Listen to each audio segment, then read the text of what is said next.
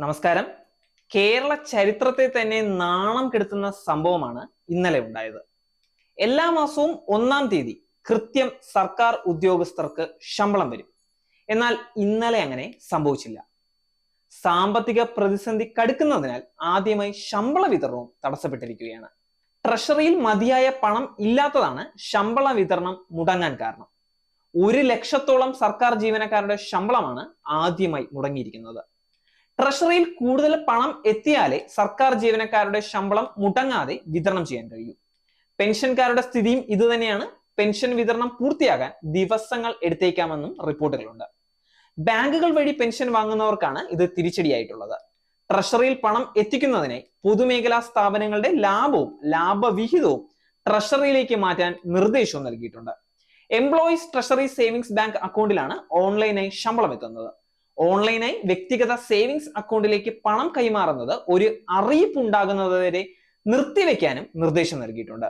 ഭൂരിഭാഗം സർക്കാർ ജീവനക്കാരും ട്രഷറിയിലെ ഓൺലൈൻ അക്കൗണ്ട് വഴിയും ബാങ്ക് അക്കൗണ്ട് വഴിയും പണം സ്വീകരിക്കുന്നതിനാൽ ഇത് ഇവർക്ക് കനത്ത തിരിച്ചടി തന്നെയാകും. വരും മാസങ്ങളിലും ഇതേ സ്ഥിതി ആവർത്തിക്കുമോ എന്നുള്ളതിലും വ്യക്തതയില്ല. സാങ്കേതിക തകരാറാണ് പ്രശ്നമെന്ന് ഔദ്യോഗിക വിശദീകരണം ഉണ്ടെങ്കിലും എന്ന് ശമ്പള വിതരണം പൂർത്തിയാകുമെന്ന വ്യക്തമായ മറുപടി സർക്കാരും നൽകിയിട്ടില്ല. തിങ്കളാഴ്ച വരെ എന്തായാലും കാത്തിരിക്കണം എന്ന് അറിയിപ്പുണ്ട്. സംസ്ഥാനത്തിന്റെ കടമെടുപ്പ് പരിധി കേന്ദ്ര സർക്കാർ കുറച്ചതാണ് പ്രതിസന്ധിക്ക് കാരണമെന്ന് സംസ്ഥാന സർക്കാർ പറയുന്നു. ഇത് സംബന്ധിച്ച കേരളത്തിന്റെ കേസിൽ മാർച്ച് 6-ന് സുപ്രീം കോടതി വാദം കേൾക്കും.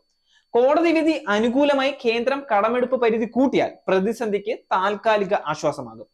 13,000 കോടി രൂപയാണ് സ്വാഭാവികമായി നൽകേണ്ടത് എന്ന് സർക്കാർ പറയുന്നു. കേന്ദ്രം ഇതുവരെ സംസ്ഥാനത്ത് കൈമാറിയത് ധനസഹായമല്ല, നികുതി പിരിവിന്റെ വിഹിതമാണെന്ന് ധനമന്ത്രി വ്യക്തമാക്കിയിട്ടുണ്ട്. എന്നാൽ ശമ്പള പെൻഷൻ വിതരണത്തിനായി ഇത് മാത്രം പോരാത്ത സ്ഥിതിയാണ്. ശമ്പളത്തിനും പെൻഷൻ വിതരണത്തിനും മാത്രമായി വേണ്ടത് ഏകദേശം 5,000 കോടി രൂപയാണ്. ക്ഷേമ പെൻഷൻ വിതരണത്തിനായി വേണ്ടിവരുന്ന തുക ഇതിനു പുറമെയാണ് സർക്കാർ കണ്ടെത്തേണ്ടത്. മൊത്തം 55 ലക്ഷത്തോളം ക്ഷേമ പെൻഷൻ വരിക്കാരാണ് സംസ്ഥാനത്തുള്ളത്. സംസ്ഥാനത്ത് ക്ഷേമ പെൻഷൻ വിതരണം ചെയ്യാൻ സർക്കാർ രൂപീകരിച്ച സോഷ്യൽ സെക്യൂരിറ്റി പെൻഷൻ കമ്പനിയുടെ കടവും കുമിഞ്ഞു കൂടുകയാണ്. ഈ കടം വീട്ടാനും സർക്കാരിനാകുന്നില്ല. വിവിധ ബാങ്കുകളിൽ നിന്നെടുത്ത ഏകദേശം 3,412 കോടി രൂപയുടെ തിരിച്ചടവ് കാലാവധി എത്തിയിട്ടും തിരിച്ചടയ്ക്കാൻ കഴിയാത്തതാണ് ഇപ്പോഴത്തെ സ്ഥിതി. വിവിധ പ്രാഥമിക സഹകരണ സംഘങ്ങളുടെ കൺസോർഷ്യം രൂപീകരിച്ചായിരുന്നു പെൻഷൻ കമ്പനി വായ്പെടുത്തത്. ബലത്തിൽ കുമിഞ്ഞു കൂടുന്ന കടത്തിനു മുന്നിൽ നട്ടം തിരിയുന്നതാണ് സർക്കാരിന്റെ ഇപ്പോഴത്തെ അവസ്ഥ. നഷ്ടത്തിലായ പൊതുമേഖലാ സ്ഥാപനങ്ങൾ സൃഷ്ടിക്കുന്ന ബാധ്യതകൾ വേറെയും.